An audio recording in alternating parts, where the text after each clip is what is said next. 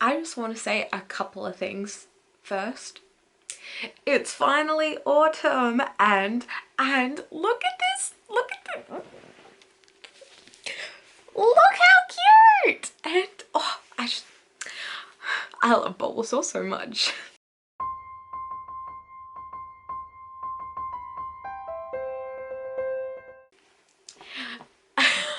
Hello and welcome to this February wrap-up. There we go, remembered. I feel like it's been so long since I've sat down to do a video, and I think it has been a while. Not only the fact that I haven't edited any videos and uploaded in a while, I've also not sat down to do a video. Partly because I can't think of any ideas for videos. I don't read fast enough to do content that's diverse from stuff that I've done in the past. And it has also just been a hot mess of a month, I feel. A lot happened in February. Worked a fair bit. Had some ups and downs mentally, which whatever, I should be used to this by now. Stressed out over uni, even though uni hasn't started yet. It's like next week. What? And what else? I went on a little bit of a holiday. So yes, have been able to go on a holiday like within my own state, so it's been great. But like so many things have led to me not reading a whole lot. But also I've completed 4 books this month, and I say completed for a good reason. I completed 4 books this month, so it's not bad. It's keeping up the pace of last month, or January, because I read 4 books in January and 2 of them were literally just children's novels this thick. So I think I did a decent job. So we'll get into it. The first one, I'm just looking at my Goodreads because I don't remember this month. Okay, so the first one I finished reading was, spoiler alert, by Olivia Dade. It was so cute. It was so cute. So I got a romance read in February, which is the romance month. It was so cute. It was so cute. Gave it 5 stars. What did I say? So I think I've complained somewhere in my videos along the journey, up somewhere. I've complained somewhere that anytime I try to find a romance read that's a rom-com, that reads like a rom-com film, I've just always been disappointed. It's always been like literary with, hello, am I in focus? Hello, what? Okay. It's always been like literary books with more elements of romance than it should have, but it's not exactly romance. But this, as I have written on Goodreads, this is the rom-com of my dreams. Okay, so it had yearning and pining, tension, hell yeah, fat representation, divergent, neurodivergent representation, so it was a character with dyslexia and then a character with ADHD, explicit material, so there was very saucy scenes, loved it. There was a sort of first act breakup and then a third act breakup.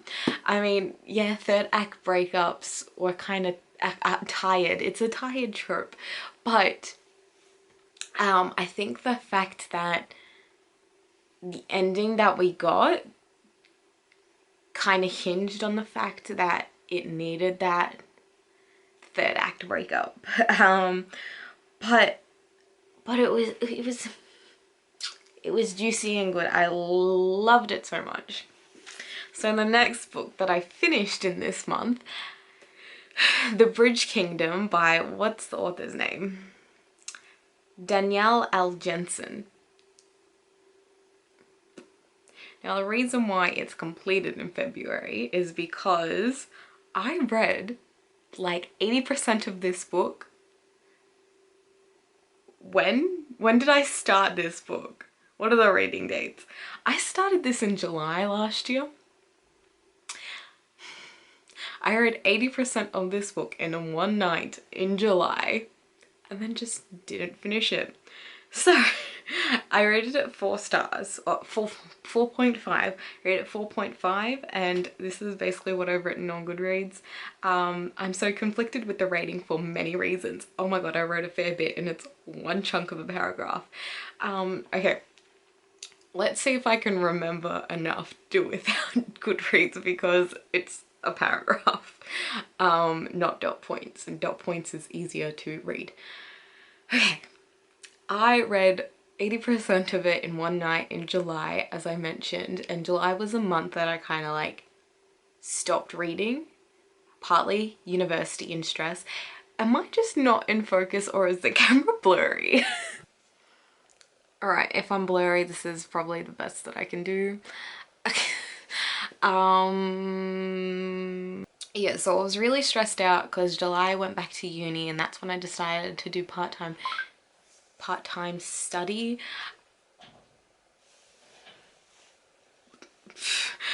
Part-time study, and everything crashed together and I just stopped reading for a while. Half of it was because I read 80% of that book in one night and then slumped myself. So I started feeling a slump before I picked up this book because I was in the weirdest mood. I wanted like fantasy, romance, enemies to lovers, something piratey, sea involved, and I got to the Bridge Kingdom on Kindle store and it actually like fit the mood perfectly. And I loved it. I was loving it so much and it was like so well written as well. And the tension just kept building and building and building that I kept reading it throughout the night. And so I basically read it until I got to the sex scene. And then after that I was like, alright, okay, cool, I've read the sex scene, I can go to sleep now. And then I tried picking it up the next day and it just felt like they were different characters after they had had sex. And so I was just like, is this me or is this them? Did I just get so deep into these characters and reading of these characters that my mind is now mucking up because I think I know these characters? Or do they genuinely seem different after they had had sex? Because it seemed like the build up to it all made sense and was consistent with character arcs. But then afterwards I was just like, this is a big jump. So I just put it down, felt icky about it because I was like, inconsistencies, never picked it up again. 7 months later, I'm like, I need to get this off my currently reading list. I need to get it off. It's only 20% left. I have to push through. And I did push through one night. I finished it. And the ending was rushed, yes. Like everything after that 80% was rushed. What is wrong with the camera today? I'm not filming at night for once. So yep. But the ending was so cheesy and good that I was just like, damn, I do need to read the next one. Oh, that's right. I was also feeling intense anxiety over the ending because I knew where the ending was leading. And I was like, I don't want to read this. It was kind of a Song of Achilles situation. Like, you know where it's going to end. And I just didn't want to feel that. In the Bridge Kingdom, hello. I'd stop blurring in the Bridge Kingdom. Yeah, I knew where it was gonna end. I was feeling very anxious over it and I was feeling not secondhand embarrassment. Do I have to sit back here for it to focus on me? Okay. Not secondhand embarrassment, but like something similar to it where I was just like, no thank you. Anyway, Anyway, that was the second book that I finished in February. It was actually such a relief to finally finish reading it. But yeah. The next thing that I finished was a poetry collection, press release by Lisa Gorton. I gave this 3 stars, but at some point I started realizing that if the poetry doesn't vibe with me, if I don't vibe with the poetry, if it's not for me, that I don't feel comfortable reading it, because it just feels like it's not a them thing, it's a me thing, that I've not understood their poetry, not that their poetry was bad. It's not bad poetry at all. Like, this happened in January as well, where I just didn't vibe with the collection, and there's nothing wrong with that, but it was again just something that I didn't thoroughly enjoy. Anyway, I guess that's the thing about rating what you read, because it's always going to be it's always going to be subjective, unless you're like, this is your career, that you have basis for your ratings, but mine's all just on emotions, basically, most of the time. Okay, no, it's my emotions can be easily swayed to make something more highly rated, but a lot of the time I will go to my creative writing degree and be like, yeah, nah. Anyway, yeah, so maybe I should do a video on how I rate books, because I do have a system in place, sort of, but it's just too long to explain in the middle of another video. So if you'd like to see that, comment down below, I suppose. And the last book I finished reading this month, wow, it was a massive, massive, massive disappointment. The Queen's Assassin by Melissa de la Cruz. I gave it a 2 stars, and this is why I'm saying that to an extent rating is somewhat important to me. The last time I rated something 2 stars, because I hardly ever rate anything 2 stars, very rare if I give something 1 star. I give this 2 stars. Yeah, the last time I rated something 2 stars was The Tempest by Shakespeare. And I dot pointed this one. So yeah, there was a lot about this book that pissed me the fuck off. Usually I can ignore almost anything terrible about a book if I have enjoyed myself and had a good time. I flash back to when I read Serpent and Dove. I rated that 5 stars. Now I think it's more of a 4 stars. It's a terrible book, but I still enjoyed it and gave it a high rating. This one, come on, okay. So there were many grammar mistakes, and this was like traditionally published as well, I'm pretty sure. How does something have many grammar mistakes? I'm not talking like misspelt word here or there, someone didn't do the typesetting correctly, because that happens too.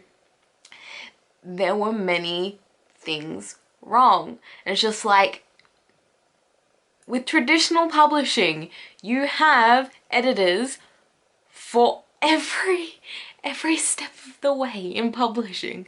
Like the structural editing of it, terrible.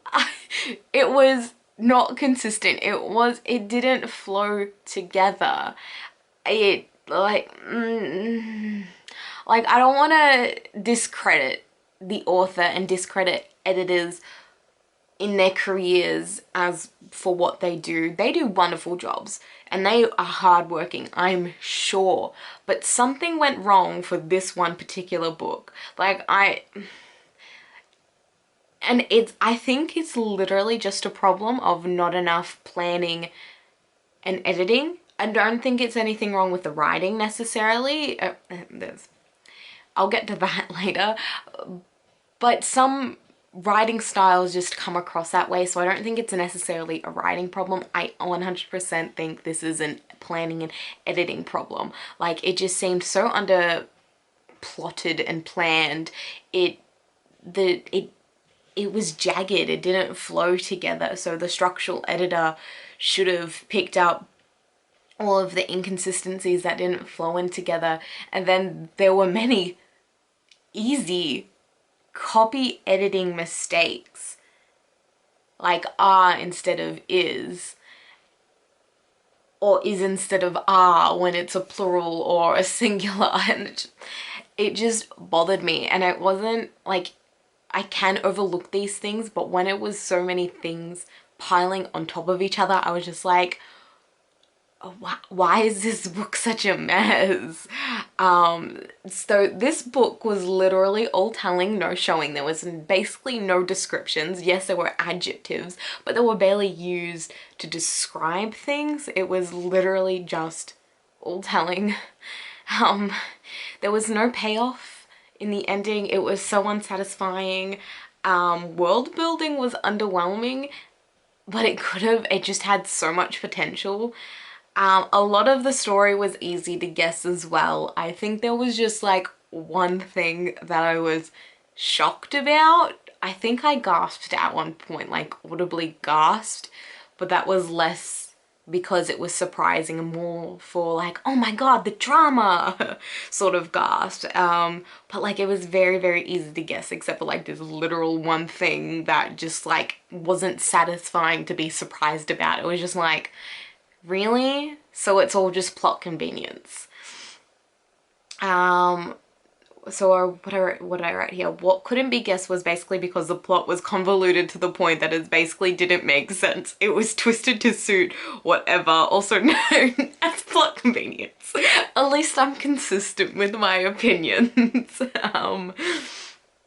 Back to there being no payoff. When massive plot points were revealed, it was all in past tense, told to the reader while the character is having a retrospective moment. Couldn't put the readers in the moment to show us?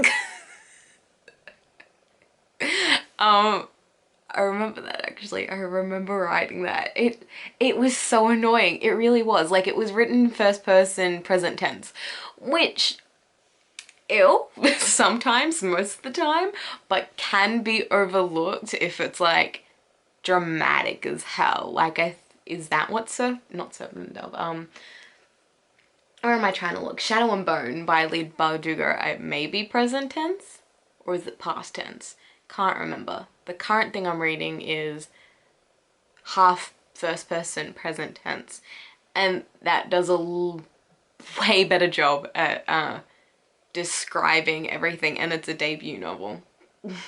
Just saying that sometimes doesn't matter how long you're in the business. Anyway, it was actually quite aggravating that they'd start the chapter like it was present tense. You couldn't just keep it in the present tense. No, you had to explain all the massive moments in past tense. Made no sense. And it was so dissatisfying, and it's so annoying that I'm not in focus. Yeah, and that happened many, many, many, many times. Like, something as simple as like a kiss, and I don't even know if this is what happened in the books. I can't remember now. I just read it very quickly and was really annoyed.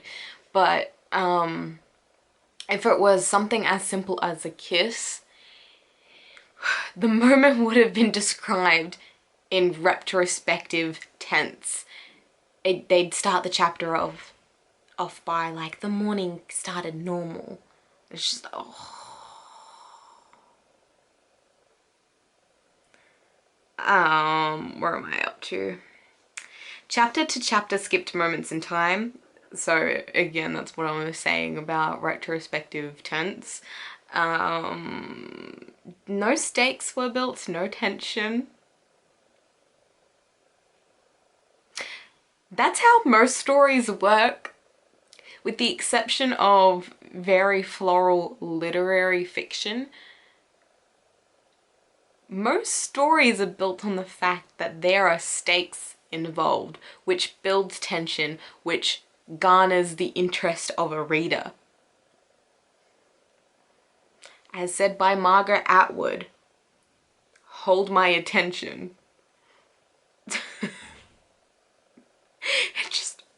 It just, okay. Like no friggin' stakes were built. And this was a whole story about escaping court life, because it was a royalty fantasy story, and it was about court life, escaping court life, but also about assassinating people and uncovering an assassination plot. So all in all, I was just very, very annoyed, because like also the pacing was off, and I have written more notes. This is when I've written my Goodreads review thingy.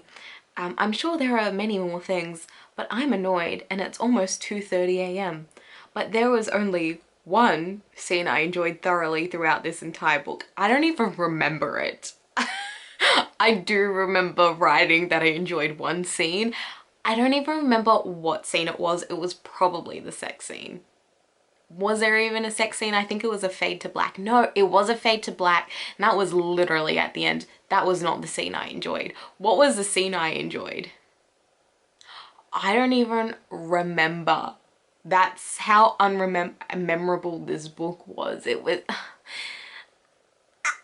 I didn't enjoy it. I just finished it to be in this situation. Update like 5 minutes later because I remember stuff. Continuing on with my Goodreads. So much information because this whole book was basically exposition was inconsistent! Exclamation mark, exclamation mark. I think there's about 5 exclamation marks. Yeah, I need my glasses. Yeah, a lot of it was little things, but when you add it to the whole, it was annoying as hell. Some key information was inconsistent too, which led to plot convenience and a lot of confusion. At the end here, I remember this because I went to read the blurb of a second book out of curiosity, and it doesn't even make sense because it's so incredibly wrong. 4 question marks. Like, how can major information be messed up not only by the author but all the editors too?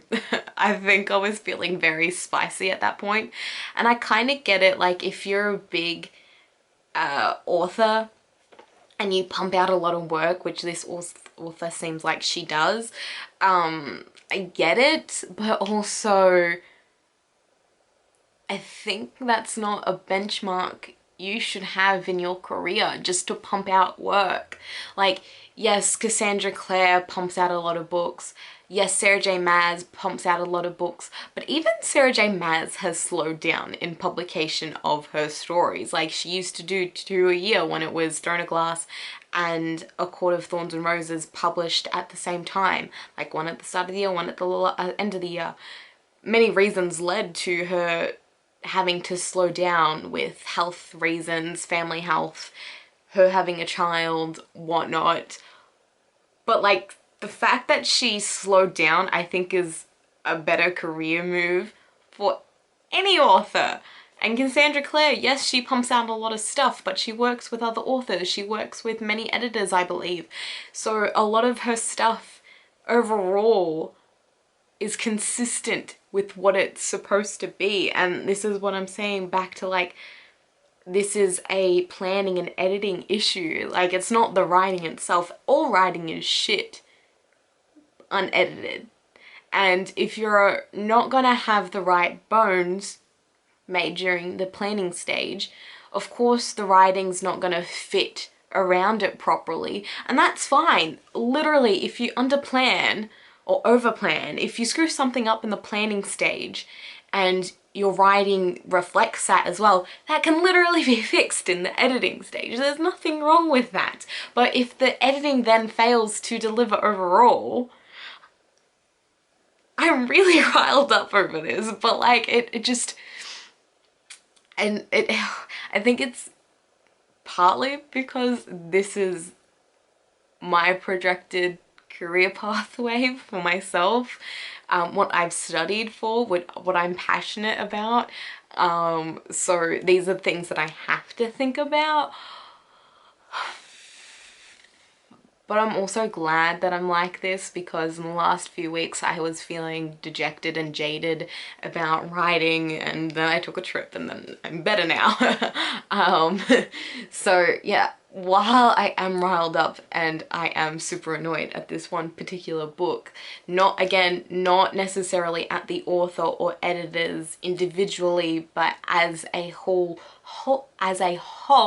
working together to deliver a book, I think they just under-delivered. And that's how I think I want to look at books from now on, because yes, people work incredibly hard to create anything, and while that might not suit us, while that might not have been enjoyable to us personally, that doesn't discredit their effort. That's like, it's not to say that they didn't work hard for it, unless we personally know these people and see them working on these projects and can make a comment on it. It's incredibly unfair to discredit their hard work on something just because I didn't personally enjoy it. So I don't think it's the people. I'm gonna look at it as the product. I definitely just think this was perhaps one of those publishing things that they had a timeline and they couldn't deliver the potential to the timeline that they had, because it definitely just seems like they rushed the publishing of it. Anyway, that's it. I've gone on for so long about this one book, about 4 books in 1 month, which was 4 perfect weeks, because 28 days is 4 perfect weeks in February. Anyway, I'm gonna go now. Thank you for watching me just rant for the last 10 minutes, I think it was. I hope you're having a lovely day or night. If you wanna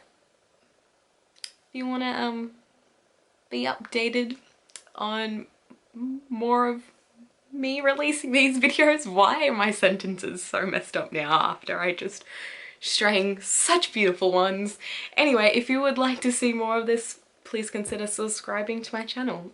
That's all I have to say now. Bye!